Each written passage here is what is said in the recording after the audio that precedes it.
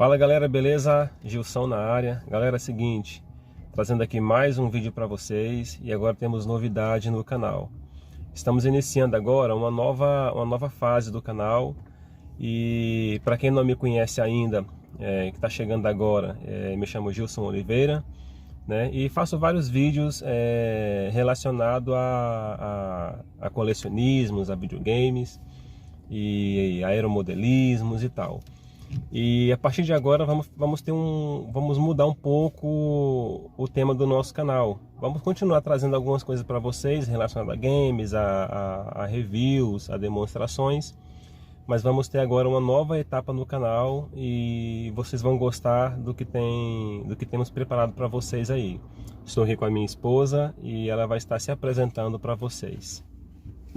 Olá, bom dia ou boa tarde. Aqui pra gente é boa tarde. Pode ser boa noite. Me chamo Dejana Matos e, como ele falou, sou a esposa dele.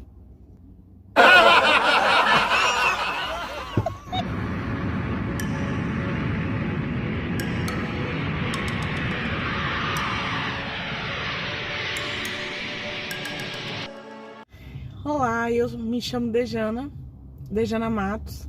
Estou aqui aparecendo agora no canal dele, intrometido um pouquinho aqui, para agregar um pouquinho, passar algumas informações, contar um pouquinho da nossa história e vem com a gente, que vocês vão se surpreender com o que vem por aí.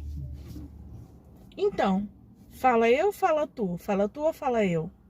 Fala tu. Então, vamos contar um pouquinho da nossa história. Como que tudo começou? Como que chegamos até aqui?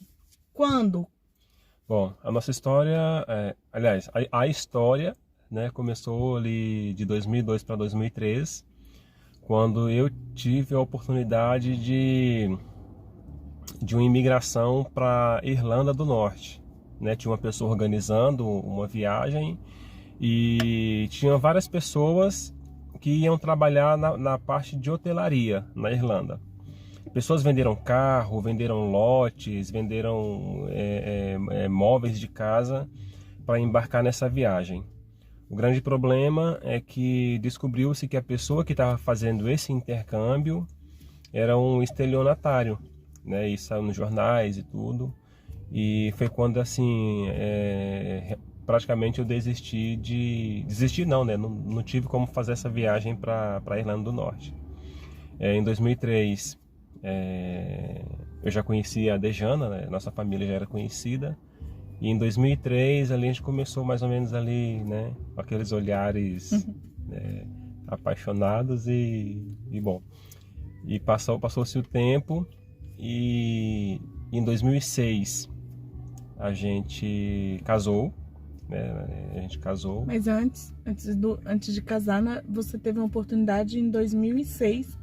Nós já estávamos noivos para ir para o Japão. Sim, em 2006 nós estávamos noivos ainda, meses antes do casamento. Eu tive uma oportunidade de ir para o Japão, né? Que é uma cultura que eu gosto muito, assim, né?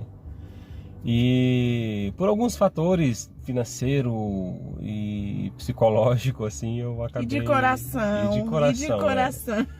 Eu acabei abrindo mão dessa oportunidade. Então a gente casou, mas sempre fiquei com aquele sentimento aquela vontade de fazer essa imigração.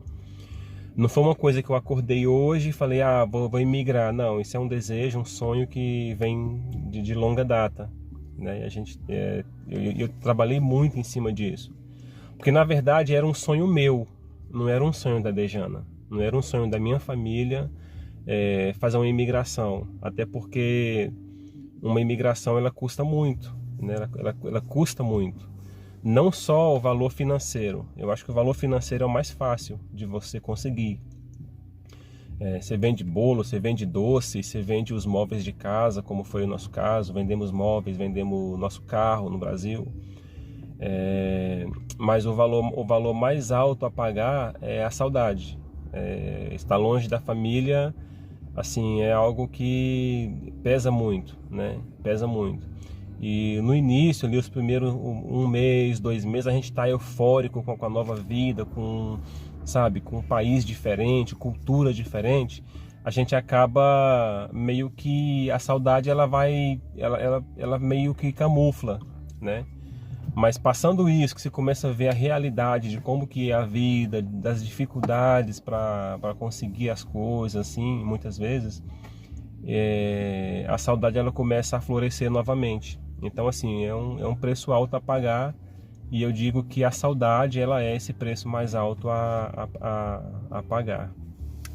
Mas assim, a gente estava falando que tudo começou, o projeto e o sonho da imigração em 2002 para 2003. Mas eu acho que a gente avançou um pouquinho. Vamos contar primeiro, sei lá, um pouco mais sobre a gente para as pessoas entenderem. Nós somos do entorno de Brasília, né? Crescemos em Brasília, no entorno de Brasília. Gilson é de uma cidade de Braslândia, né, no DF. Eu nasci no Gama e me criei no entorno do DF e no Gama, porque minha vida toda foi lá, estudo foi lá, eu trabalhava lá. E assim, quando nós decidimos, antes de decidir largar tudo e vir para cá, o que nós fazíamos lá? Vamos voltar no que nós fazíamos. Eu era bancária, eu trabalhava em banco, e o Gilson era vigilante bancário, foi chefe de vigilante também, supervisor, né, Gilson que fala? Supervisor de vigilante. E então isso era a função que nós exercíamos no Brasil. Então assim, nós tínhamos a nossa vida toda lá, em partes estruturada, né? A gente tem base familiar, tudo lá, igreja lá, tudo lá. Então, assim, o sonho era dele de imigrar. Desde quando eu o conheci, ele sempre falou, ele teve oportunidade, na época da Irlanda, a gente já estávamos meio que conversando para talvez um namoro, e eu falei bem assim, eu não vou namorar com esse cara que já quer ir embora, eu não vou partir meu coração. Eu era uma adolescente na época, continuo uma adolescente até hoje, mas na época eu era uma adolescente, e eu falei, eu não vou partir meu coração por esse cara que vai embora e me largar aqui. Mas graças a Deus, antes dele investir mesmo financeiramente, essa quadrilha foi desmantelada, não sei se é essa palavra que usa. Desmantelada. E passou em todos os jornais, se eu não me engano foi no Fantástico também na época passou. Eu sei que foi algo muito grande, que não era só no DF que eles estavam fazendo, era a nível do Brasil. Então assim, depois ele teve essa oportunidade para o Japão, e teve uma outra, em um outro momento que nós estávamos, mas aí a gente já tinha a Duda, na época, acho que a Duda devia estar com uns 2 aninhos, 2 para 3 anos, e a Duda é nossa filha, vocês logo vão conhecê-la. E assim, então nós tínhamos a Duda, e aí ele falou bem assim, eu vou e você vai depois. Eu falei, não, você vai, fica o tempo que você precisar, e quando você voltar, eu vou estar aqui. Então assim, eu nunca falei pra ele que ia pro Japão. Então esse foi o motivo que ele não foi pro Japão pela segunda vez. E gente, vocês não têm noção, o sonho da vida dele é ir pro Japão, nem que seja conhecer o Japão. Ele gosta muito das coisas de lá. Então assim, foi sim um sacrifício para ele, tanto na primeira quanto na segunda vez. Eu acho que na segunda vez, se calhar, foi até pior, entendeu? Porque ainda tinha aquela sensação de ter feito. Não tô falando de ter feito uma escolha errada. É aquele sentimento de você não ter feito aquilo que você acha que deveria ter feito, né? Então assim, a primeira vez eu falei que não ia e tudo, que eu não podia ir e tal. E eu fiquei naquele sentimento, poxa, velho, é tudo que eu queria, né? Era o meu sonho, eu tinha que lutar por aquilo. Mas não envolvia só a mim, né? Tinha outra pessoa envolvida. E em 2010 teve a outra oportunidade, e também abri mão. Foi mais difícil por isso, porque eu já sabia o sentimento que eu tinha da primeira vez e ia passar por aquilo novamente. E passando essa data, isso foi em 2010, né? Eu já nem lembrava mais o ano. Aí tá, ele nunca mais falou e imigrar nunca mais, durante um tempo. Aí quando foi em 2000 e sei lá, qualquer coisa, eu sempre vi ele pesquisando, ele nunca deixou de pesquisar. E eu falava, meu Deus, o que ele tá arrumando agora? Eu falava, meu Deus, que esse homem não vai quietar nunca. E ele era assim, sempre foi. Ele tirou o passaporte dele na época da Irlanda, o passaporte dele venceu, ele foi lá e renovou o passaporte dele. E eu, vai tirar seu passaporte? Eu falei, eu não, pra que eu vou tirar passaporte? E ele, sempre foi o desejo dele, eu sempre vi ele pesquisando coisas relacionadas. Aí ele chegou e falou bem assim, amor, eu vou para os Estados Unidos. E ele começou a pesquisar tudo para tirar o visto e para dar entrada no visto. E aí parecia que tudo estava correndo para ele para os Estados Unidos. Eu falei, eu não vou para os Estados Unidos. Não vou para um lugar onde não fala a minha língua. Eu não me dou bem com inglês. Já fiz inúmeros cursos de inglês, já fiz inúmeras coisas. Não, eu não vou. E no meio desse, ele fazendo todo esse preparo para ir para lá. Aí eu falei bem assim, cara, eu vou manipular ele, porque nós mulheres somos assim. Eu falei, cara, eu vou manipular ele legal. E mal sabia eu que, de repente, o Senhor estava usando aquilo como um propósito e um projeto. E eu falei assim, Estados Unidos não. Se você quiser imigrar para Portugal, eu vou, porque lá fala português. Pra que eu disse isso? Pra que mulheres tenham ciência no que vocês vão dizer, para depois não se arrependerem. Então, quando eu disse isso para ele, ele fez assim. Eu falei, tá bom. Aí eu falei, posso vender o carro? Não. Primeiro nós fomos pesquisar. Ele começou a pesquisar. Ele começou a pesquisar sobre aqui. E ele começou a pesquisar e eu adorando aquela ideia, porque falava português e assim, tava só nas pesquisas, eu achava que logo ele ia desmotivar, porque ele nunca tinha pensado em Portugal. Então assim, eu falei, ele vai desmotivar já já. Até o dia que ele me falou bem assim. Ele me fez uma pergunta no WhatsApp. Amor, posso vender o carro? E eu falei, ele ama aquele carro, ele não vai vender. Eu falei, pode. E? Vendi o carro. O carro estava anunciado já há 6 meses. Eu anunciei o carro sem ela saber. Porque assim, sem ela saber, assim, a gente já tinha combinado de vender. Vamos vender, vamos para Portugal. Já estava assim, meio que o plano já estava encaminhado. Já estávamos guardando um dinheirinho, já estávamos fazendo algumas coisas. Só que assim, aí eu anunciei o carro. Só que eu não falei. Eu anunciei e falei. E várias propostas. E teve um dia que um rapaz falou, cara, eu vou pagar tanto no carro e eu tô indo para buscar, eu não tô indo para olhar o carro. E eu falei, cara, me dá 1 minuto. Aí eu mandei uma mensagem no WhatsApp, nem liguei, né? Falei, amor, posso vender o carro então? Ela falou, pode. Só que eu acho que ela falou pode porque ela imaginava que eu ia tirar foto, que eu ia postar, e era o tempo de, sei lá, de... E assim, eu respondi aquele pode... Eu tava com um cliente na mesa e eu não podia muito dar atenção e ele tava toda hora mandando interrogação. E eu achava realmente isso, que ele ia, tipo, publicar. E eu falei bem assim, pode. Tipo, eu mandei um pode pra ele parar de mandar mensagem porque eu estava ocupada no trabalho. Não foi tipo, pode vender. Pode vender. Não foi. Pois, aí quando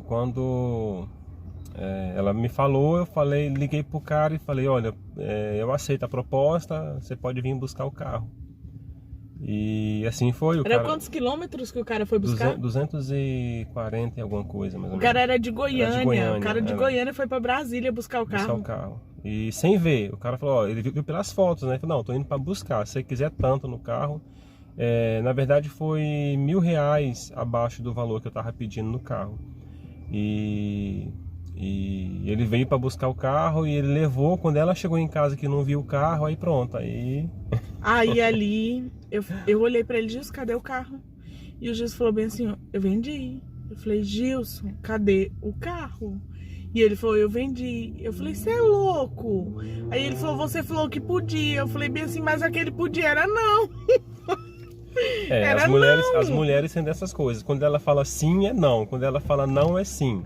E quando ela fala sim, Talvez. é não. E quando ela fala não, é sim. Então é complicado essa parte aí. E foi assim. E como eu tava dizendo, nós já estávamos, quando ele vendeu o carro, isso foi uma conversa que nós já tínhamos tido há 8 meses. Então, assim, a gente já vinha. A gente teve essa conversa quando eu falei pra ele, vamos para Portugal? Então, assim, durante 2 meses nós conversamos sobre vir para Portugal. E conversamos, olhamos caso, olhamos como que era, começamos a ver vídeos na internet, entendeu? E começamos a fazer umas coisas. Durante 2 meses observamos, pesquisamos, entendeu? E depois desses 2 meses, nós decidimos, vamos para Portugal. Então, foram 6 meses já poupando um dinheirinho, fazendo algumas mudanças, até ele vender o carro. Tipo, ele não... Eu não dei a sugestão hoje e ele vendeu o carro ontem, não. E ele anunciou o carro nessa época que nós começamos já a juntar dinheiro. E foi negando propostas porque ele ainda não tinha me dito. Até porque nós tínhamos combinado de juntar uma grana para vir para cá. Não vir na loucura de, eu vou fazer. Tanto que pra gente vir, fizemos a seguinte forma. Nós paramos... alguns gastos, nós mudamos a nossa rotina durante um ano, né? Durante praticamente um ano, nós mudamos a nossa rotina com relação a saídas, tudo que nós podíamos fazer pra gente tá economizando, nós fazíamos. Tipo, uma pizza que vinha no final de semana. Então, assim, era R$50 a pizza ali com... Pois não pedíamos a pizza. É sério? Aí você fala, é sério? Deixar de comer uma pizza com a família era R$50, gente. Quando a gente veio pra cá, o euro mais barato que a gente comprou foi 4 e pouco. 4,90, 4,80. Foi assim, tipo, ele tava vindo a 5,6 e ele caiu. E um colega nosso nos avisou que ele trabalha em banco, e ele avisou também que ele conseguia saber quando o dólar e o euro ia diminuir. Nessa altura ele nos falou e nós fomos lá no dia que compramos. No outro dia o euro já subiu novamente, o dólar e o euro. Então, assim, até a nossa data de vinda para cá foi 1 ano e 1 mês. Foi 1 ano e 1 mês. Até a nossa data mesmo. Até vender o carro foram 6 meses. 6 meses a gente já vinha, quitava cartão de crédito, não gastava mais. A gente, não. A gente começou a poupar dinheiro, começou a cortar gastos, a gente começou a nos planejar para ter uma nova vida. Esse era o projeto. 6 meses ele vendeu o carro. Não foi, irmão? 6 meses vendeu o carro. Quando ele vendeu o carro, aí sim... E nisso a gente toda hora era vendo passagem para ver quanto que as passagens estavam baratas. Passagem era em torno, para nós 3, 16 mil, 20 mil, 16 mil, 20 mil. Ida e volta. Depois que nós vendemos o carro, então faltava 6 meses para a nossa viagem, que foi na metade do processo, nós vendemos o carro. Ficamos 6 meses sem carro. E nesse período foi que nós compramos a passagem, porque nós conseguimos uma loucura no final de semana.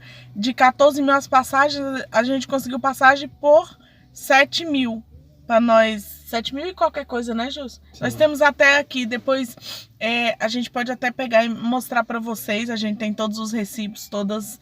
Então, assim, foi 7 mil e qualquer coisinha. 7 mil reais, tá? 7 mil reais e qualquer coisa. As 3 passagens ida e volta. E fora isso, nós pagamos o hotel, fizemos tudo pela mesma empresa. Tanto nós achamos na internet, mandamos para a menina que a gente estava conversando, que nos indicaram, que é de São Paulo até. E por sinal é uma pessoa que a gente sempre indica quando alguém nos pergunta, porque é uma pessoa de boa índole. Em tudo que nós precisamos até hoje, ela nos dá suporte. E então, assim, o que acontece, a gente foi e compramos a passagem. Mandamos a imagem para ela, o print da imagem, e ela falou, eu não tenho esse valor aqui, o valor menor que eu tenho é 12 mil, mas não compre aí, porque eu vou ver o que eu faço. E ela conseguiu fazer pra gente as passagens na época pelo mesmo valor e conseguiu uma modalidade pra gente que eu nem imaginava e nem sabia que tinha. Nós conseguimos comprar as nossas passagens divididas no boleto bancário. É claro que com juros, não era uma coisa sem juros, mas assim, pra gente na altura foi ótimo, porque era melhor do que eu perder 7 mil. Não era perder 7 mil reais, mas era economizar. Né? Sendo que a gente podia pagar parcelado durante 12, 10 parcelas. Você que escolhia o prazo, você dava uma entrada e dividia o restante. E o hotel nós também contratamos através dela. Ficamos 15 dias em Lisboa. Isso é para um outro vídeo. E assim nós viemos para cá depois de 1 ano de planejamento, gente. Foi 1 ano. As pessoas às vezes... Só que uma coisa nós fizemos, nós calamos. Então assim, nós não falávamos nada. Nós... Durante 6 meses, antes de ver, a gente só contou para nossa família, depois que nós vendemos o carro. Durante 6 meses nós fizemos propósito com Deus e só orávamos e só apresentávamos ao Senhor. Era de madrugada, era sempre, a gente sempre fez isso. A nossa base é sempre, tudo que nós vamos fazer, nós nos trancamos no quarto, fazemos um propósito em família com Deus. E foi isso o que nós fizemos durante 6 meses. Quando nós contamos para nossa família, todo mundo ficou assim, tipo, sem acreditar que a gente ia e ao mesmo tempo nos apoiando, porque o apoio familiar é indispensável pra gente, entendeu? Que nós temos uma relação de unha e carne com a família, então foi indispensável, né, amor? Sim, sim. Então, Gilce, e nesses próximos 6 meses, depois que a gente comprou a passagem, como que foi? Qual foi o mix de... Um turbilhão de sensações e emoções e vontade de vir, com medo da imigração, né, que é o grande bicho-papão da imigração. Depois, no próximo vídeo, nós vamos contar para vocês como que foi a nossa viagem de avião até aqui. Fizemos escala em um país e eu quero compartilhar essa história com vocês. Essa história desse país foi assim, ficou marcado na minha vida porque assim, eu sou muito bem resolvido, graças a Deus, eu não tenho problema com nada, mas nesse país eu me senti assim, indiferente, né? Mas esse é assunto para o próximo vídeo. Então assim, eu queria finalizar com vocês aqui e a gente se vê no próximo vídeo.